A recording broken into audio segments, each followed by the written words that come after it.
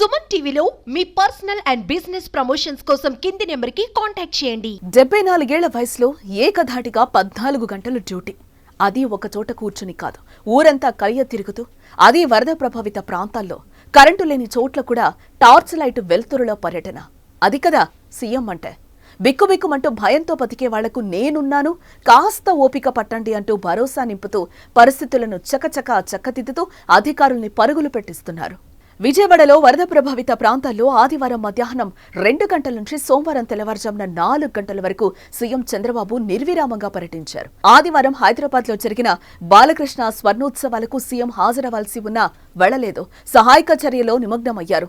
ముంపు ప్రాంతాల్లో పర్యటన తర్వాత చంద్రబాబు విజయవాడ కలెక్టరేట్ వెళ్లి నగరంలో పరిస్థితిని మరోసారి సమీక్షించారు.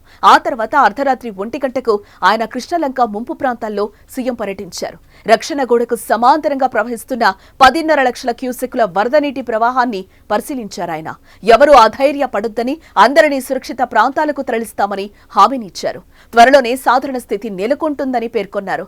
ప్రజలు ధైర్యంగా ఉండాలని ఆయన సూచించారు. విజయవాడ కృష్ణలంకలో ముంపు ప్రాంతాల పర్యటన తర్వాత ఇబ్రహీంపట్నం వెళ్లారు. అక్కడ వరద ఉధృతిని చంద్రబాబు స్వయంగా పరిశీలించారు.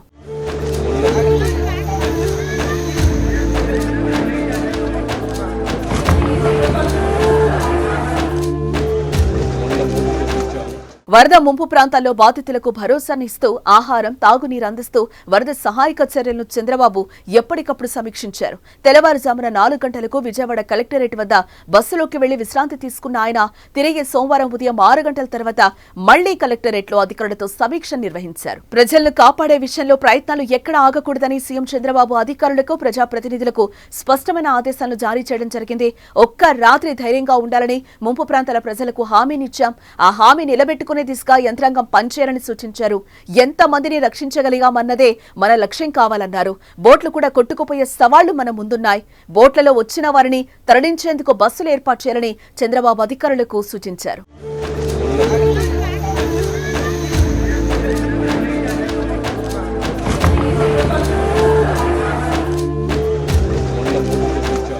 ఉదయం 8 గంటల వరకు ఎంతమందికి ఆహారం అందించారని అధికారులను వివరాలు అడిగి చంద్రబాబు తెలుసుకున్నారు.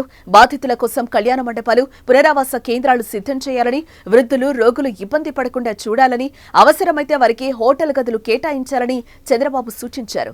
మినరల్ వాటర్, ఆహారం అందరికీ అందేలా చర్యలు తీసుకోవాలని ఆదేశించారు. అనంతరం విజయవాడ సింగ్ నగర్ ప్రాంతంలో చంద్రబాబు పర్యటించారు. జోరు వర్షంలో బోటు ఎక్కి సింగ్ నగర్ లోపలికి వెళ్లారు.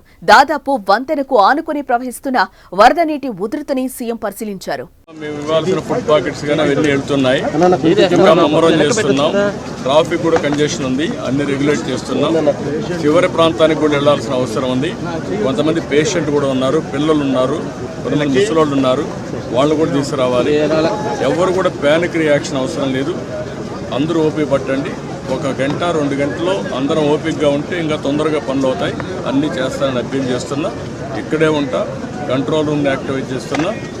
ఎంతవరకు చేయగలుగుతామో అన్నీ చేసి అందరిని ఆదుకుంటాం. 110 పైన బోట్లు పనిచేస్తున్నాయి. అదే మాదిరిగా 4-6 హెలికాప్టర్లు వస్తున్నాయి.